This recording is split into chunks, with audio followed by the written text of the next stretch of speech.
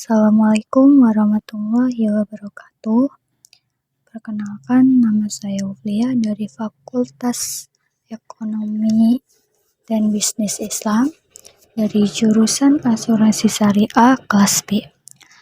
Di sini saya akan menjelaskan materi tentang teori produksi. Pokok bahasan yang akan saya bahas pada kesempatan kali ini ada pengertian produksi, fungsi produksi satu input variabel, fungsi produksi satu output dua input, dan optimalisasi produksi.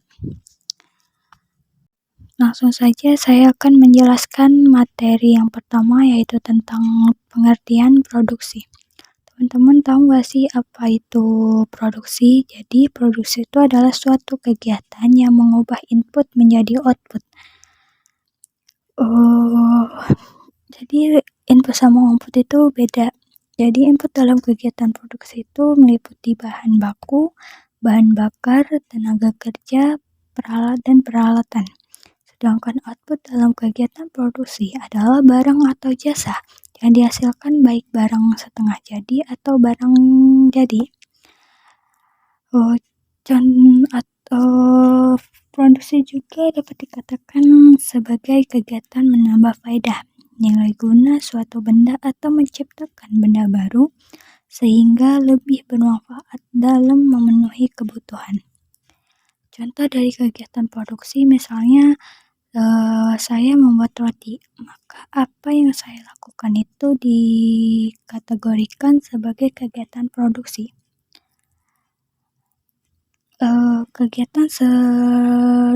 Kegiatan tersebut dalam ekonomi biasanya disebut dengan fungsi produksi.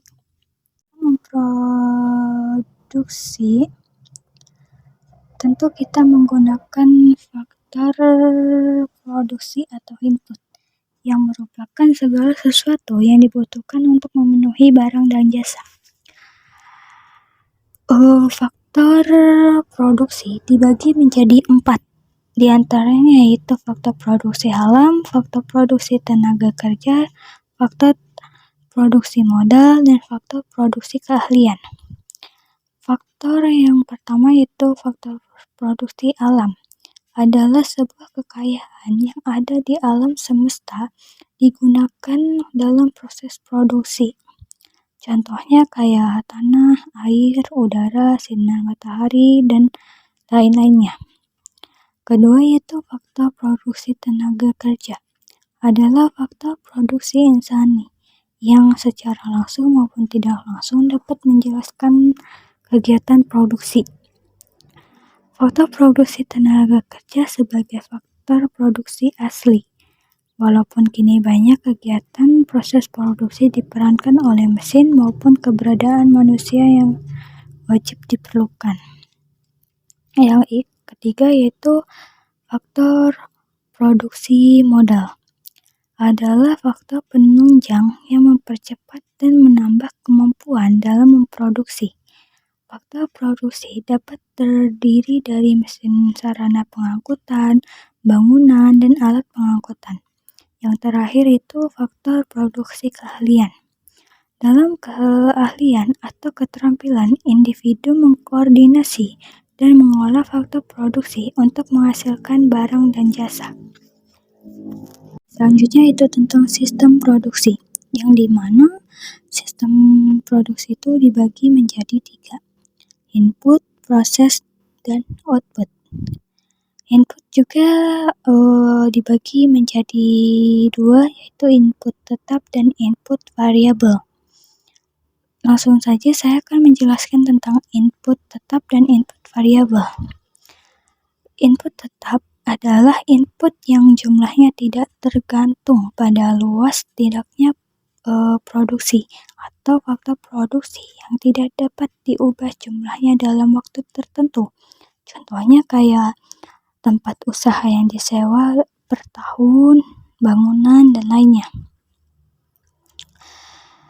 Kedua yaitu input variabel, adalah input yang jumlahnya tergantung pada luas tidaknya produksi atau faktor produksi yang dapat diubah dengan cepat dalam jangka waktu pendek. Contohnya kayak bahan baku produksi.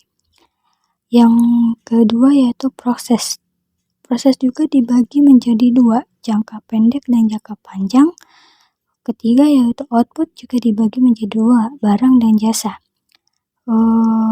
Sistem produksi dapat dirumuskan yaitu fungsi produksi. Hubungan teknik di antara input dan output tersebut dalam bentuk persamaan atau tabel.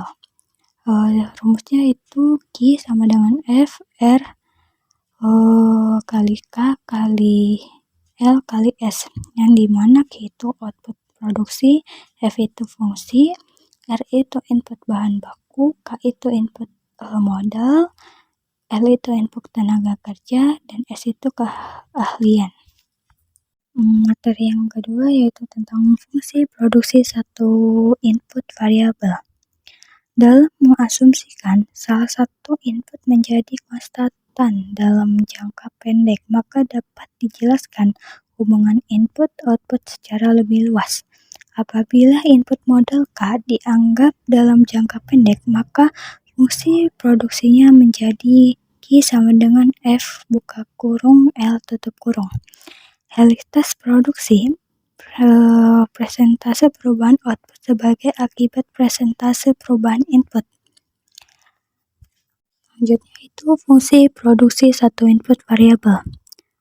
Tahapan pertama yaitu dimulai dari tenaga kerja dengan lambangnya L sama dengan 0 sampai MPL sama dengan APL, atau dari 0 sama dengan L sampai APL maksimum. Keadaan ini menunjukkan nilai elastisitas produksi lebih kecil dari 1 elastisitas. Tahapan kedua dimulai dari MPL sama dengan APL atau APL maksimum sampai MPL sama dengan 0. Keadaan ini menunjukkan nilai elastisitas produksi lebih besar dari 1 elastisitas, namun pada saat MPL APL maka elastisitas produksi sama dengan 1. Tahapan ketiga dimulai dari MPL sama dengan 0 atau MPL negatif. Keadaan ini menunjukkan nilai elastisitas produksi negatif. Yang selanjutnya yaitu fungsi produksi satu input variabel. Tahapan yang ideal adalah pada saat MPL sama dengan APL yang menunjukkan elastisitas produksi sama dengan 1. Tahapan yang rasional yaitu dari APL maksimum sampai MPL sama dengan 0. Selebihnya tidak menggantungkan bagi produsen karena dengan bertambahnya jumlah tenaga kerja yang dipergunakan dalam proses produksi justru akan menurunkan output. Pada posisi marginal fiscal products negatif, maka terjadi kecenderungan adanya pengangguran tersembunyi. Berikutnya di law of diminishing return dimulai dari MPL maksimum.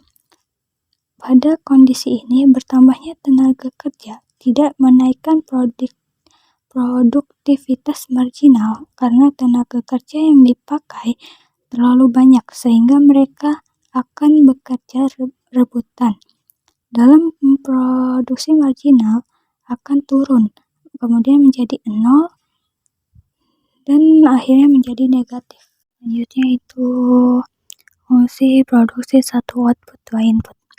Fungsi produksi satu output dua input dirumuskan Q sama dengan F buka kurung K L. Jika dua input yang digunakan dalam proses produksi menjadi variabel semua, maka pendekatan yang sering digunakan adalah pendekatan isoquant dan pendekatan isocost. Isocost adalah kurva yang menunjukkan berbagai kombinasi antara dua input yang berbeda yang dapat dibeli oleh produsen pada tingkat biaya yang sama. Semakin dekat dengan titik origin, maka semakin kecil pengeluaran yang harus dikeluarkan oleh produsen dan sebaliknya. Isoquant adalah kurva yang menggambarkan berbagai kombinasi penggunaan dua macam faktor produksi variabel secara efisien dengan tingkat teknologi tertentu yang menghasilkan tingkat produksi yang sama. Keseimbangan produsen terjadi ketika persinggungan antara isokos dan isoquant. Persinggungan tersebut akan menggambarkan pilihan produsen disebut juga dengan least cost combination (LCC). Pada titik singgungan ini, slope isokos sama dengan slope isoquant. Optimal combination of inputs. Tempat kedudukan titik-titik singgung antara isokos dan isoquant merupakan jalur ekspansi perusahaan. Eigen to scale. Kita tahu bahwa hukum hasil lebih yang semakin berkurang, law of diminishing return, menyatakan produk marginal setiap input akan menurun sebanyak penambahan jumlah input yang bersangkutan dengan asumsi secara input yang lainnya konstan. Hukum hasil lebih yang semakin berkurang dan marginal produk merupakan pengaruh peningkatan satu jenis input tentu terhadap output jika semua input lainnya dianggap konstan. Tetapi kadang-kadang kita tertarik untuk mengamati peningkatan semua input. Dengan kata lain, Eigen to scale mencerminkan perubahan produk total jika semua input ditingkatkan secara proporsional. Ada 3 jenis yang harus kita bedakan, yaitu konstantan Eigen to scale, CRTS. Ini menunjukkan kasus jika perubahan semua input menyebabkan peningkatan output dengan jumlah yang sama, atau jika semua faktor produksi ditambah secara proporsional, misalnya X kali, maka besarnya output akan bertambah dalam jumlah yang sama dengan tambahan yang dilakukan misalnya S kali juga. Contoh kasus pada industri kerajinan tangan seperti alat tenun tangan merupakan hasil atas skala yang konstantan. Selanjutnya yaitu yang kedua, decreasing Eigen to scale, DRTS. Ini menunjukkan kasus yang jika peningkatan semua input adalah jumlah yang sama, menyebabkan peningkatan total output yang kurang proporsional.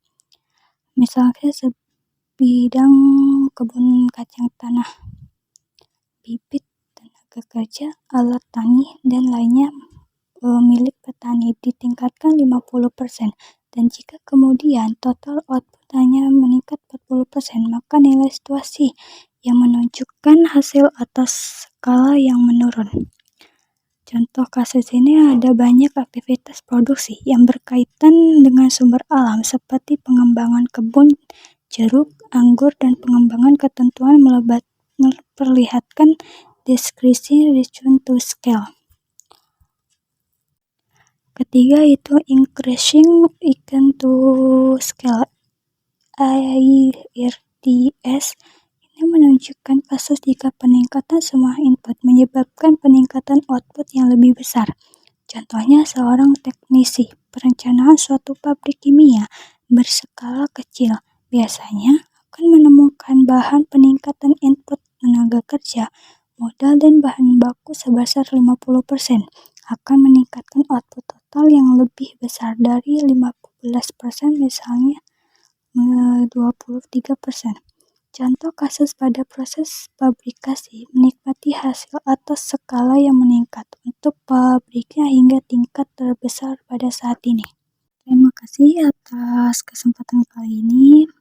Jika ada kesalahan kata ataupun suara saya yang kurang jelas, mohon dimaafkan.